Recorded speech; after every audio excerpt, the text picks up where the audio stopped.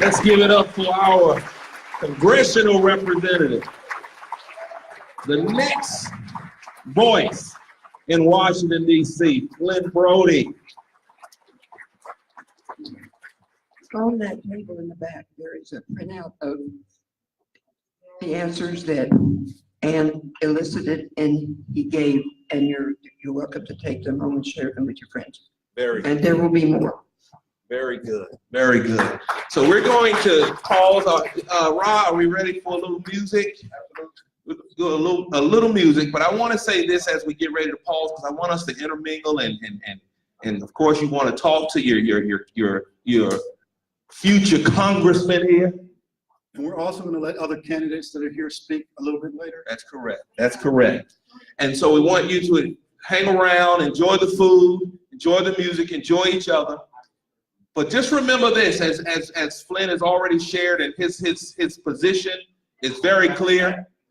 I can tell you one thing that he knows that I will do in my role is whatever policy that he considers, I want to know, is it right for everyone? Period. You can't just create a nation where you have a whole bunch of have-nots and a few haves.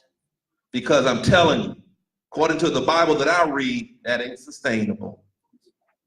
And so it's our expectation of him that whatever policy, whatever law, whatever approach, it has to lift all people. All people. It has to be what's right. It has to be what's right. It has to be what's right.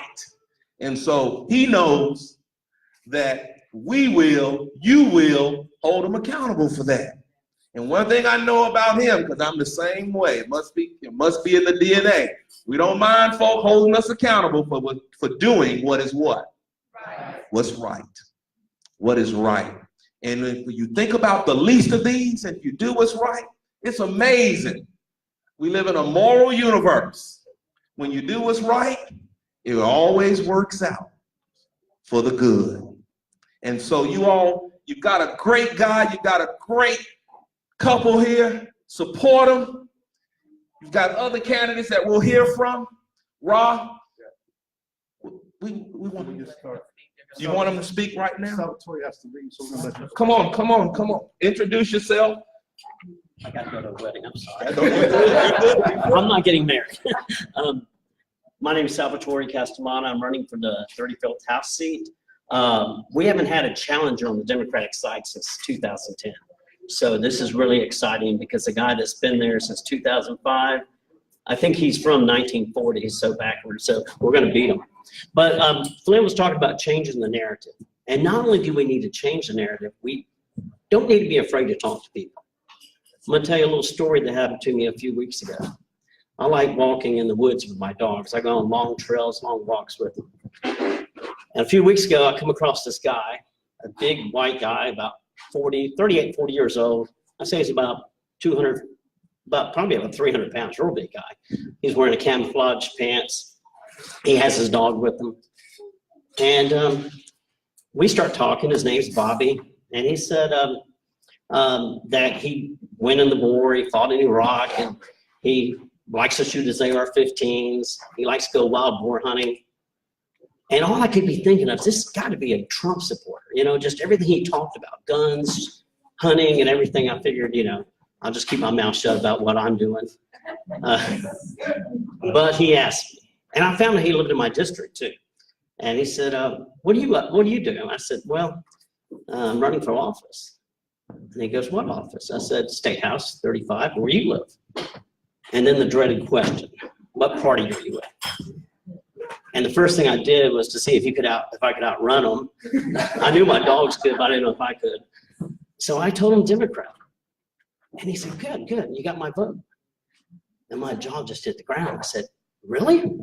He goes, yeah, I'm gonna vote for you. I said, so you're a Democrat too?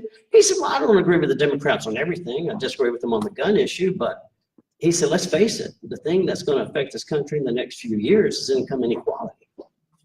I was like, oh my God, this guy's so right.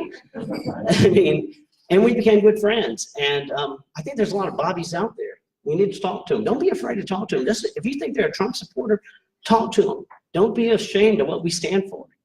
Because right now, income inequality is a big issue. Back in 1928, the top 1% controlled 24% of the money. And now, today, they control 22%. Economists are saying in the next year with the tax cuts, it could be 25%.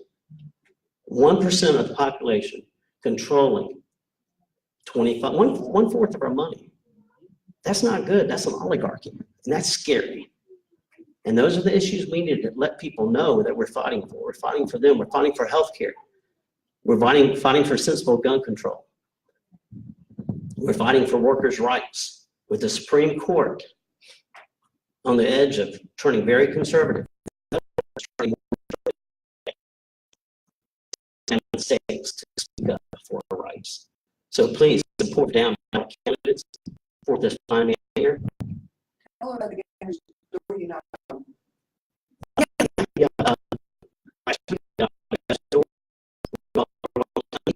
First candidate is the story.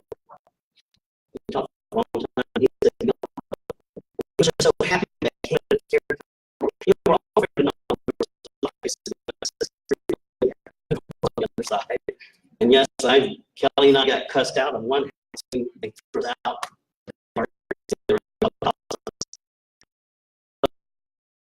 To know there's one person out there that really is proud that Canada will come out there and talk to. Talk to people. Only change the narrative. We need people to come out and safe Georgia, suppressing votes we speak. And all the voter rolls, people that didn't vote before 2014 are not since 2014. So get out there and talk to people and support the down ballot.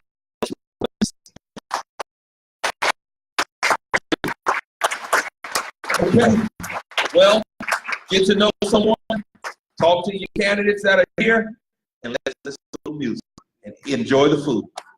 We'll be back shortly.